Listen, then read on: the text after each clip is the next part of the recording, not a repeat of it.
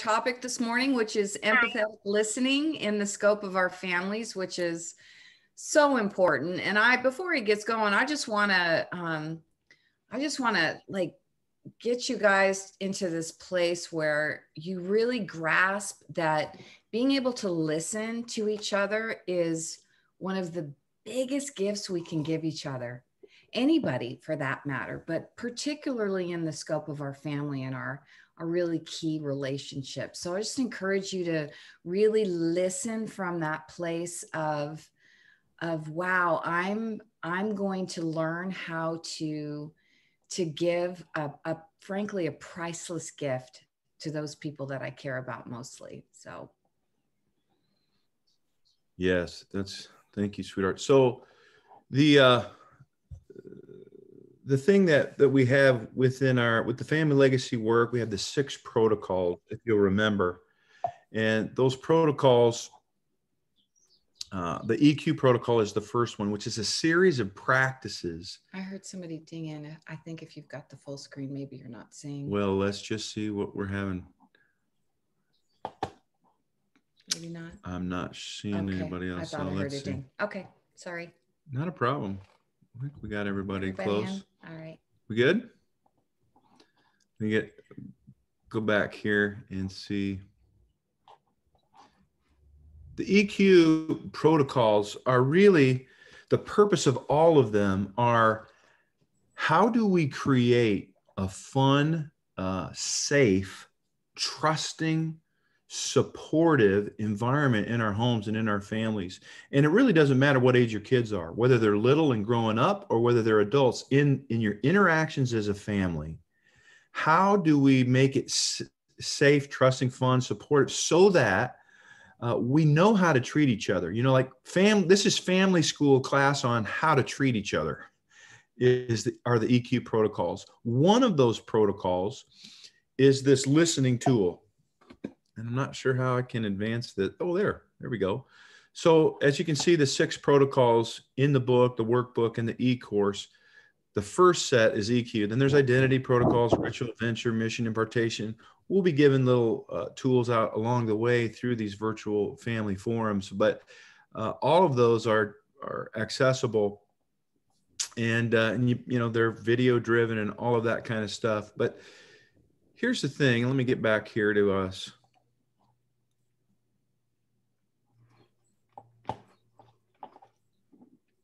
Thanks for your patience with us as we're navigating this here. Not quite the same as doing a live event, but we're all adapting, aren't we? Okay. I'm not sure what you're all seeing. Are you seeing us? Are you seeing everybody? What are you seeing? Everybody. Thanks, everybody. John. Okay. Well, let's just go with that. So when it comes to listening, you mentioned how it's one of the best things we can do. It's not only the best thing. I mean, let me ask you, when you are listened to, somebody fully listens to you, right? Not interrupting, not racing for, an opinion or just to fully understand. How's that feel? Go ahead and you can unmute and share or write in the chat. How's it feel to be really listened to? To be heard, all of you, to hear your heart, not just your words. Yeah, it's the best. It's what you're wanting, to be understood, to be heard, to be accepted, to be loved, to be in an environment free from judgment, a place where you're free from judgment. It's just, you're sharing imperfectly, and bond is growing, and connection actually grows, even if it's not perfect. It's the best. So important. Yes, really good. I see Nick says validated. John says understood. That's so good. When we're validated, we're understood, we feel cared for, we feel honored.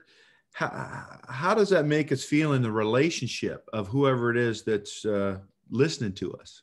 What does it do for the relationship? Anybody go ahead, feel free to unmute or write. Valued. Lori? Mm-hmm. Yeah. And there's an intimacy when, you know, we firmly believe that God created us because he wanted to be known. He wants to be known by us. And when we listen to him and he hears from us, it creates that beautiful intimacy. It's that oneness with God that really is the core of our creation, I believe. Mm-hmm. Anybody else? How's it feel?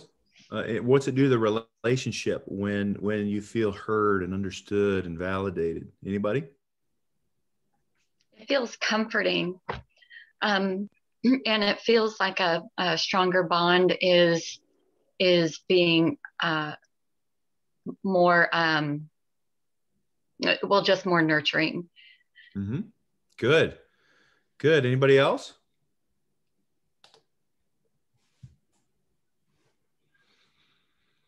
Yeah, so it makes us feel accepted and feel like we belong and feel like it's safe to make mistakes, talk about anything, because somebody is going to listen and listen to understand and not punish or correct necessarily, right?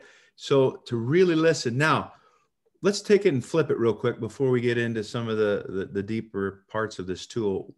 What's it feel like when you're not listened to? The feelings when somebody is not there, interrupting, not getting what you're saying. How does that feel?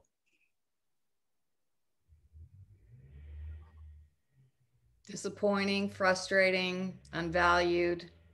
Yeah. Mm-hmm. Yeah. Disconnected.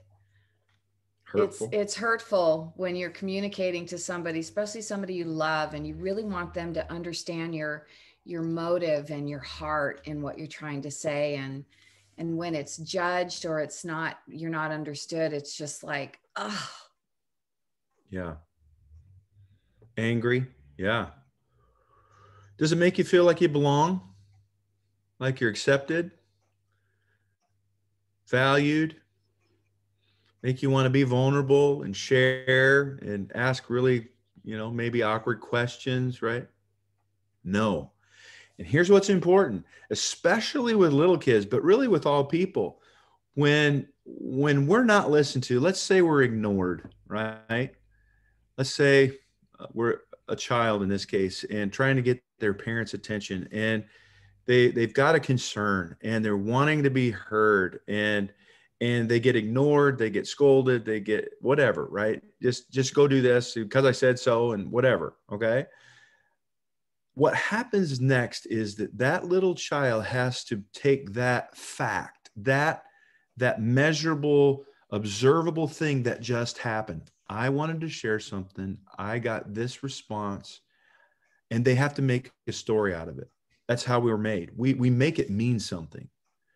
And when we're little, nobody's there to tell us what the best story is or necessarily what God's story is. We just go with how we feel. Most like this is where the enemy does his best work, is he lies and whispers when we're in this traumatic state, when we're really young, and we have this moment when we need to pick a story with what just happened. Mom and dad raised their voice and said, don't talk. And, and I really have this need, this thing I want to share. And it must mean, and here's where he whispers, you're not important to them, or you're the problem, or any lie will do. It's not safe to talk to mom and dad. It's better to be seen and not heard. Anybody hear that? It's a kid, right? Whatever the lie is, that knowingly or unknowingly, that child, or even an adult, this happens the same way with adults, but we make a story, we choose, listen to this, we choose what to believe, and that becomes a belief system, that becomes a lens then that we begin to see and experience all of the facts in our lives through. So the next time it happens, oh yeah, that's what it means. It reinforces, I'm not wanted, I'm not be seen, not heard, and over time, what that does is it creates some real identity issues. It creates, right, all kinds of problems, fear, self-doubt. I need to perform to be liked. It's not safe to be vulnerable. All of these all these behaviors pour out of a belief system that was made in an instant when we weren't listened to. It's kind of a big deal. It's a very big deal. And so here's what listening is not. Sometimes it's important to see what something is by seeing what it isn't, right? So let's look here. Here's what many people may experience. And I want you to be honest with yourself here and see if you see yourself in any of these, okay? This is over 20 years of research from Melvin Toomey, who is in generative leadership. He did it on communication all around listening.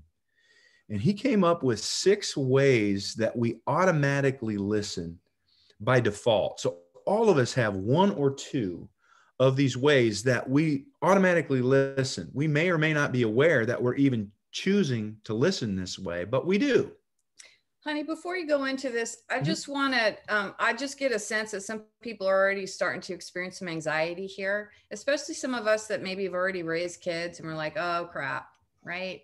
There's no judgment and no condemnation in this. This is revelation. And we're going to give you tools to course correct going forward, even if your kids are older, even if your grandkids are grown for that matter.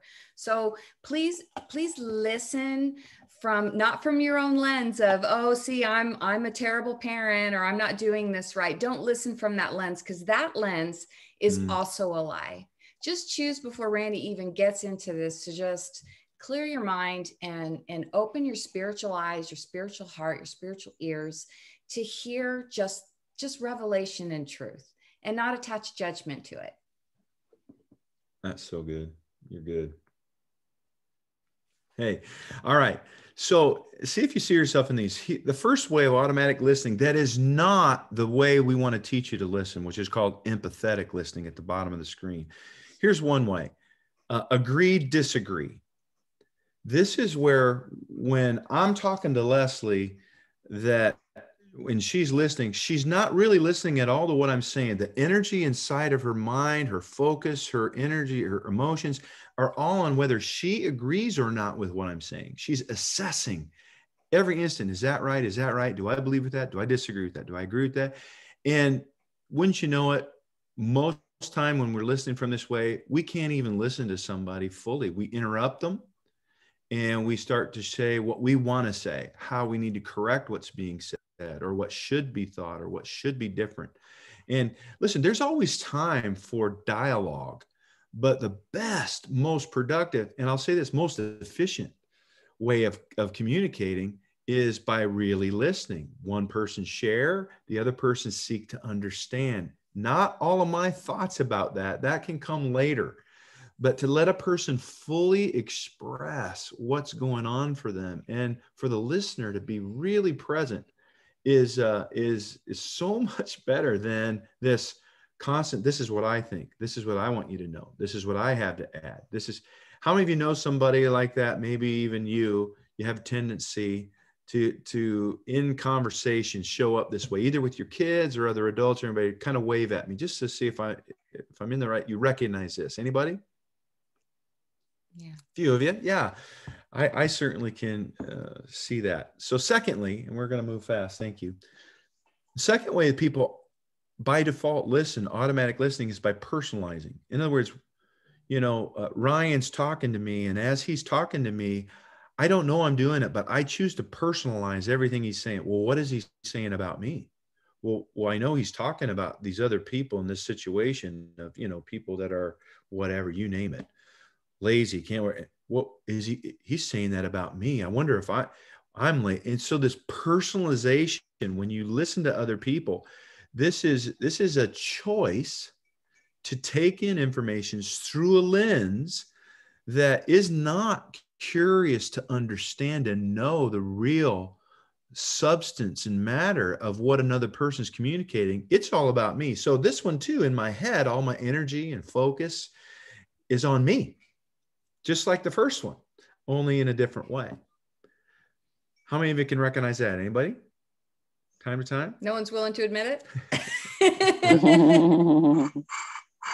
Yeah, the third one is this already know or fit, which is not a clean state. So sometimes, you know, John may be talking to Amy, and what Amy is hearing is really through this lens, through this grid. Well, I already know that fits. Okay, I'll believe. Well, I think this about that. So it's a little different than agree disagree, because at least this person is you know, hearing a little bit of what's being said, but only so that it fits in their own predetermined, you know, matrix about what's really going on here.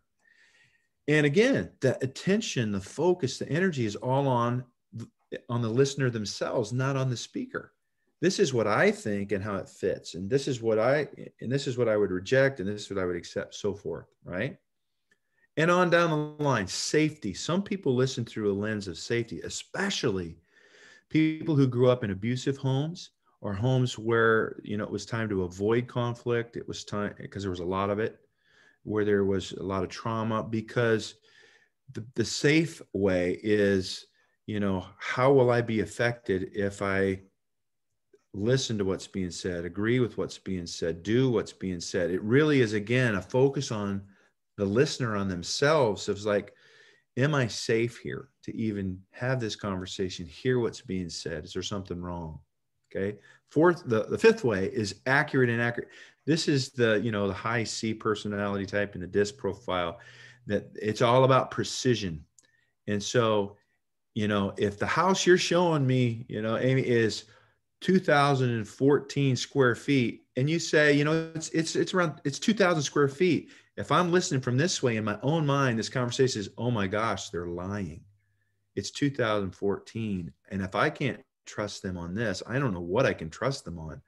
And so they're just, this person is ultra focused on the facts. Did they use the grammar right? Did they get the steps in order?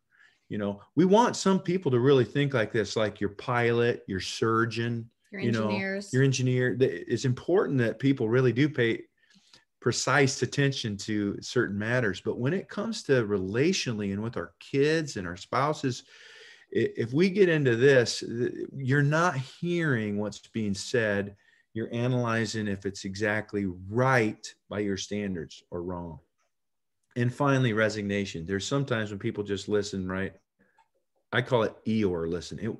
Oh, well, it won't matter anyway. You know, it's like just apathetic, you know, blah, blah, blah. And so there's no receiver really present for the message. It's just, I'm just passing time. Okay.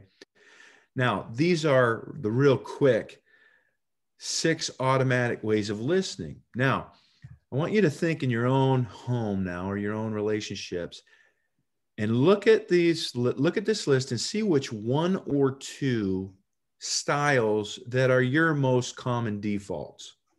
Okay. Everybody has one or two most common default ways of automatic listening.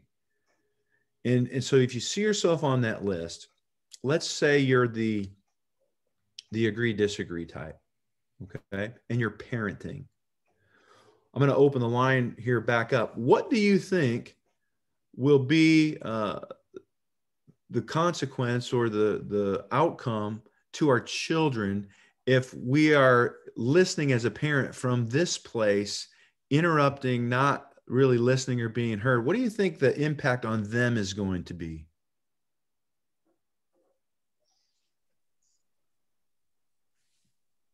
I think it has the potential to produce an environment of performance. Yeah. Dismissive. The child, Mm-hmm. rather than what the child is speaking, being honored and heard, it becomes about my response and what I feel about if it's right or wrong. Yeah. What they learn is, okay, it's not safe to think my own thoughts. If I agree with Dad, then he won't be mad at me, and I won't be ashamed or embarrassed because I had a thought that was different than him. Even though I really don't understand why to think that way, I'll go ahead and comply because that's what I need to do to be accepted and be safe. Wow. So you may actually get a compliant child when you tell them this, and they might say, yes, I believe, and okay, and you're like, good, because I'm raising you the way you should be raised. However, right, what's really happening is not that they understand how you came to think that way and choose to think that way for themselves. They're just choosing to avoid conflict or embarrassment or punishment or whatever with you. Very different heart dispositions with the same behavior of, compliance. So to really nurture and develop, we want our kids to think for themselves and know the truth and be able to choose the truth. Yeah, and affect their self-confidence. Yes.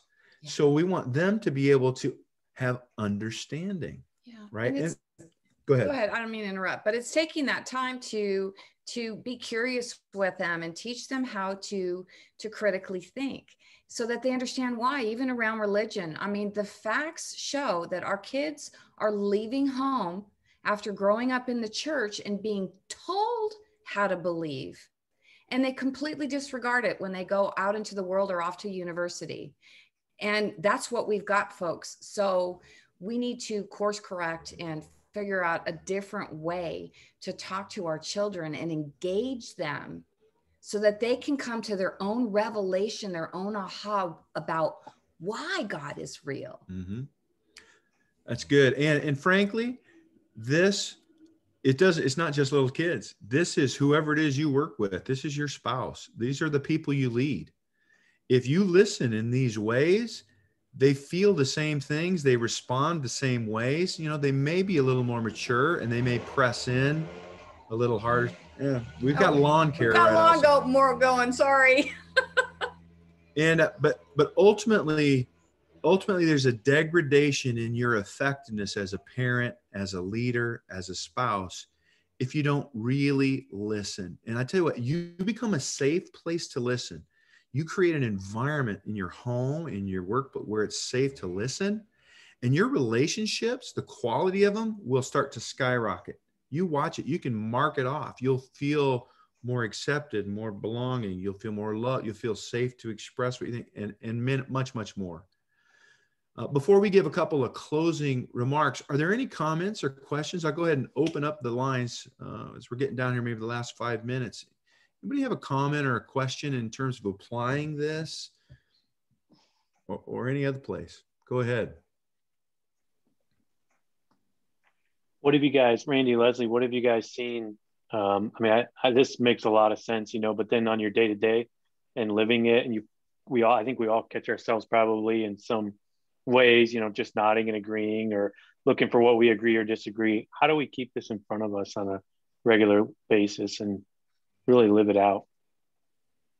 It's good. You want to answer? I would just say top of mind, how do you spend your mornings? You set your mind on the things above. You choose to ask Holy Spirit to help you in those moments. And this is key.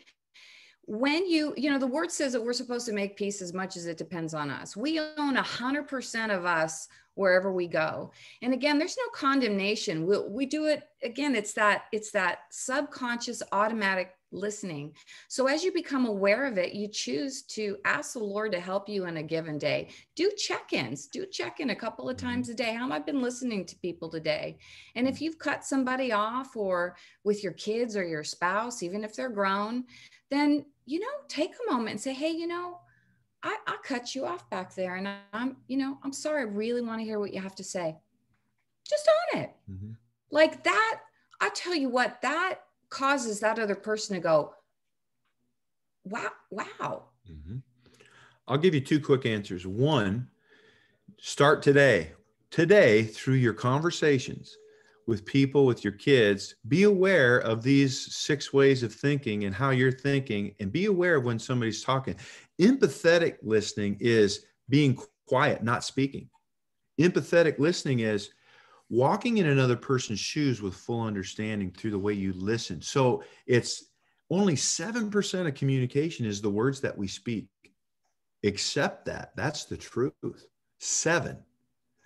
What the most of communication is tone, eye contact, facial expressions, and body language. Overwhelmingly, that's what really communicates to people. If you're not in the moment taking all of that info in, you're only getting 7% of what somebody's saying. And understand our kids, this generation, they don't like to, there's not a lot of face-to-face. Corona's certainly really heavily impacted us this year, but our kids, all they know how to do is communicate 7%. Like, that's scary. The second thing I would say, and this is just the truth, we've gone through the book and the workbook and the e-course. There is a 10-minute video on this, and there is an exercise, the sympathetic listening exercise, step by step, an exercise with your family. You go through and it takes you through what to say, what to ask, how to listen and share. Everybody participates, and it's an experiential way of teaching your family, this is how we're going to treat each other. This is how we're going to listen. You do that together as a family, and what you know, they say more is caught than taught.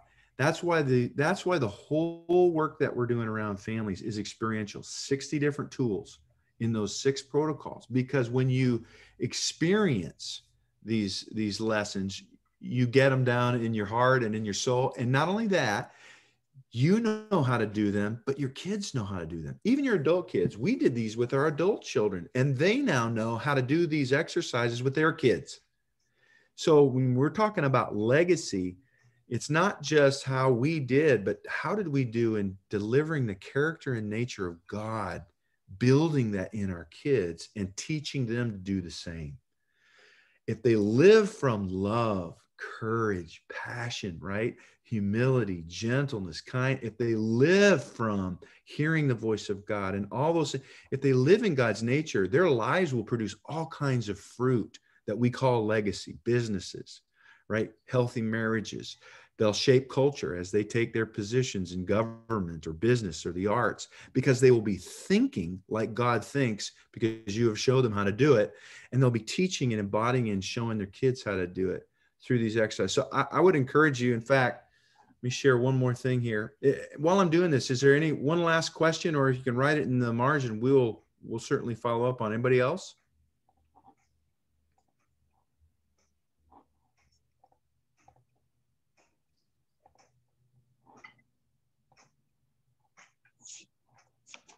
I'm not hearing anything.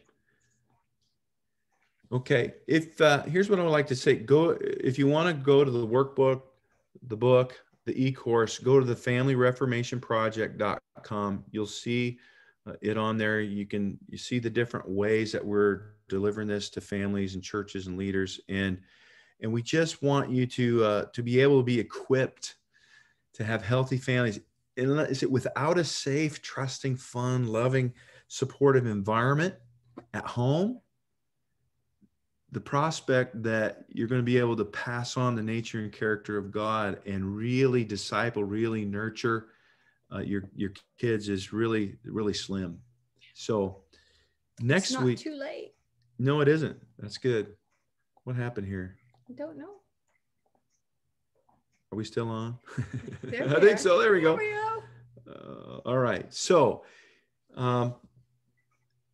in 2 weeks, we'll be coming back. We're going to do the family social covenant tool. Okay. And this is a really valuable tool. The social covenant is what our nation was founded on. And it's these 4 questions. And this is a culture shaping tool. It works in your home. It works in your business. It works as you lead people, Josh. This covenant is this is how we come into agreement and live in a culture of agreement. Answer these 4 questions. What do you need from me? What I need from you? What do we need from each other? And how do we approach a broken agreement? The answers to those questions, with everybody weighing in, sets the culture for a family. This is what we can expect. You bring certainty to your home. Anyway, we're going to give you that tool and walk you through that 2 weeks from now. I'd love to have you back here. If you'd help us get people, let your circle know. If you know people that, are interested in family or they're leading families, to join us regularly, we would love that. You can go to, the Family Reformation Project.com, or you can go on our Facebook page, which is Family Reformation Project. Mm-hmm. You can see a lot of the stuff that's there. And you can send us messages. If there's a specific topic that you want to talk about or hear about, send us a message. We'd be happy to bring it up in one of these forums. Okay. Can we forward the email that you send out? Can we forward that on to people we know? Absolutely. You can. Yeah. Each week. You bet. Here's what we're going to do. I'm going to pause the recording, and I'm going to,